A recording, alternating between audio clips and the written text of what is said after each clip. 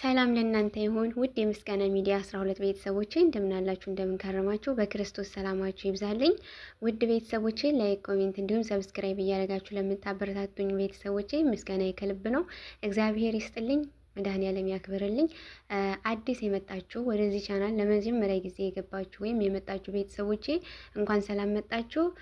በመጀመሪያ በቅንነት ሰብስክራይብ አድርጉ። ከዛ ላይክ እና ኮሜንት እያስቀመጣችሁ አበረታቱኝ። አዲስ ጀማሪ ነኝ። ውድ ቤተሰቦቼ ዛሬ ይዤ የመጣሁትኝ የጻድቁ አባታችንን የአባ ገሪማን ታሪክ በጥቂቱ ነው እንድትከታተሉኝ በትህትና ጠየኳችሁ። ወደ ምንባቡ እንግባ። በስመ አብ ወወልድ ወመንፈስ ቅዱስ አሐዱ አምላክ አሜን። በስመ አብ ወወልድ ወመንፈስ ቅዱስ አሐዱ አምላክ አሜን። በስመ አብ ወወልድ ወመንፈስ ቅዱስ አሐዱ አምላክ አሜን። አባ ገሪማ ከ9ኙ ቅዱሳን አንዱ ናቸው። አባ ገሪማ አባቱ ሮም መስፍንያኖስ እናቱም ንግስት ሮማ ስፍንግያ ይባላሉ። እናቱ መክና ስትኖር እመቤታችንን ተማጽና ልጅ ወለደች። ስሙንም ይስሐቅ ብለው ሰየሙት። እድሜውም ለትምህርት ሲደርስ ትምህርተ ክርስትናን ተምሮ ዲቁና ተሾሟል። አባቱ ሲሞት በሮም 7 ዓመት በንግስነቱም ተቀመጠ። ከ9ኙ ቅዱሳን በመጨረሻም ወደ ኢትዮጵያ የመጣ አባ ገሪማ ነው። አባ ጼንጤኔሊዮን እንደነገሰ መልእክት ለአባ ገሪማ ላከ። አንተስ የክርስቶስን መንግስት ትሻ ዘንድ ወደ እኔ ና ብሎ ላከበት። በዚያን ጊዜ መልእክቱን እንደደረሰው ቅዱስ ገብርኤል የ10 ወር የእግር ጎዳና በክንፉ ተሸክሞ በ3 ሰዓትም ወደ ኢትዮጵያ አምጥቶ በአክሱም ከእነ ጸንጤኔሊዮንም ጋራ ጨመረ። ጸንጤኔሊዮንም በደስታ ተቀብለው አልባሰ ምንኩስናን አለበሱት። ጸንጤኔሊዮንም በደስታ ተቀብለው አልባሰ ምንኩስናን አለበሱት። ከዚህ በኋላ በቤተ ቀሲን የሀገሪቱን ቋንቋ ባህል ከአጠና በኋላ ከአድዋ በስተ ምስራቅም 10 ኪሎ ሜትር ያህል ርቆ የሚገኘውን የመደራን ገዳም መስርተዋል። በመደራን በዓትም መስርቶ በጾም በጸሎት በገድል በትሩፋትም ተወስኖ ስጋውን ከአጥንቱ እስኪጣበቅ ድረስም ተጋድሎ አጋንንትንም በማስወጣት ሕሙማንን በመፈወስ የተለያዩ ተአምራትን ያደርግ ነበር። ከተአምራቶቹ ጥቂቱን ቀጥለን እንመልከት። አንደኛ፣ በአንድ ቀን ስንዴ ዘርቶ ማታ ለቁርባን አድርሷል። እንዲሁም በማግስቱ ነዶንም ከግራር አውጥቶ በበሬ አበራይቶ ወራንታ አገኘ። ሶስተኛ፣ የወይን ሐረግ ከአለት ላይም ተክሎ አበባ አፈርታ ለመስዋዕትም ደርሳለት አለች። አራተኛ ተአምር፣ አንድ ቀን ሲጽፍ ፀሐይ እንዳትገባ ገዝቶ ጽሕፍቱንም እስቲጨርስ ድረስም አቆማት።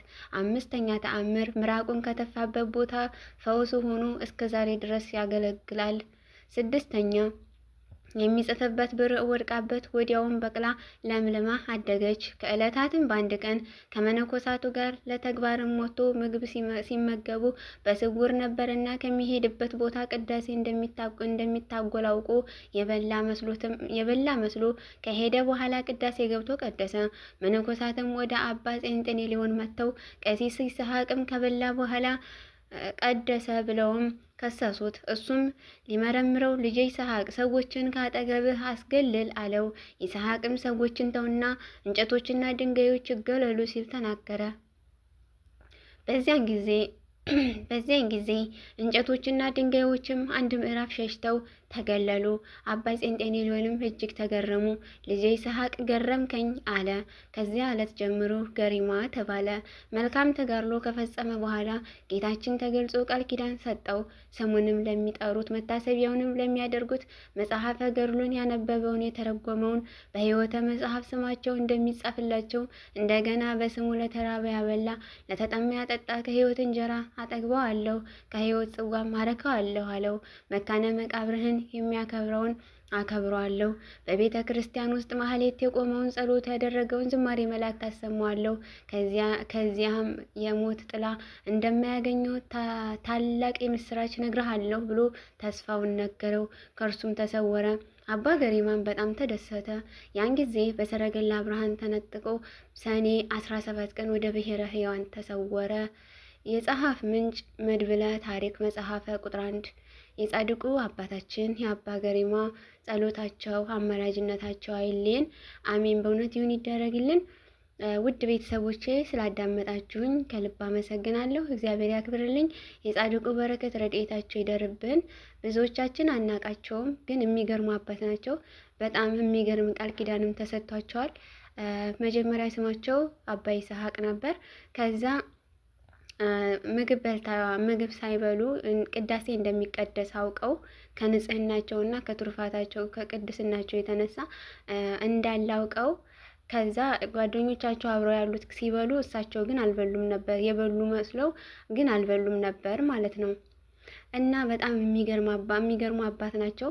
ቅዳሴ ቀደሱ። ከቀደሱ በኋላ ከሰሷቸው። ለምን ተበልቶ ቅዳሴ እንዴት ገብቶ ይቀድሳል ብለው ሲከሷቸው አባ ጼንጤኔሊዮን ሊመረምራቸው ሰዎችን ካንተ አርቅ አግል ሲለው አይ ሰዎች ሳይሆን የሚገሉት እንጨቶች ይግለሉ ሲል አንድ ምዕራፍ እንግዲህ ተገለሉ ማለት ነው እንጨቶች።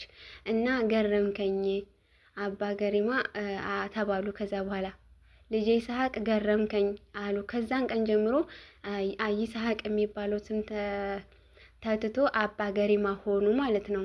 ገረምከኝ በሚለው ቃል እና በጣም የሚገርሙ አባት ናቸው በእውነቱ። የቅዱስ አባታችን የአባ ገሪማ በረከት ረድኤታቸው ይደርብን፣ ቃል ኪዳናቸው አይለየን። እንዲሁም እንደሰማ ነው በጣም የሚያስገርም ቃል ኪዳን ጌታችን መድኃኒታችን ኢየሱስ ክርስቶስ ቃል ገብቶላቸዋል።